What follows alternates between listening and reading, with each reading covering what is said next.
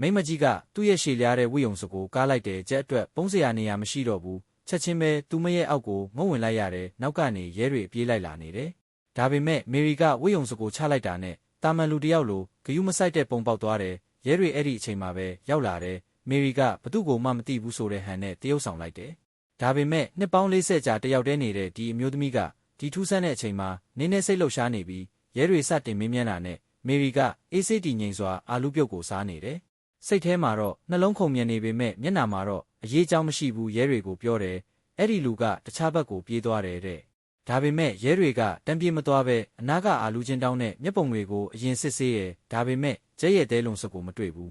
အခုချိန်မှာမေရီရဲ့ဒီခံနိုင်စွမ်းဆုံးသက်သွားပြီးသူမမျက်နှာအမူအရာတွေပြောင်းလဲလာတယ်ရဲတွေလည်းတခုခုမားနေပြီထင်ပြီးချင်းကပ်စစ်ဆေးတော့မဲ့အချိန်မှာပဲမိုးစေရွာတယ်မိုးရွာမှာကြောက်တဲ့အရာရှိ2ယောက်စိတ်ဆိုးဆိုးနဲ့ထွက်သွားတယ်မေရီကသူတို့မျက်စိကနေလုံးဝပျောက်ကွယ်သွားတဲ့အထိစကားတခုမှမပြောဘူးသူတို့မျက်ကွယ်ပျောက်သွားတာနဲ့မေရီကလေကိုပြင်းရှူထုတ်လိုက်တယ်အဲ့ဒီအချိန်မှာပဲပါဆက်ကနေညစ်တန်အနေငယ်ထွက်သွားတယ်ရဲတွေလက်ကြည့်ပေမဲ့မိုးရွာမှာကြောက်တော့တိတ်အာယုံမဆိုင်ကြဘူးသူတို့လုံးဝပျောက်သွားတဲ့အခါမှမေရီထပ်ပြီးဝိယုံစကိုဖဲကချက်ကိုအပြင်ခေါ်ထုတ်လိုက်တယ်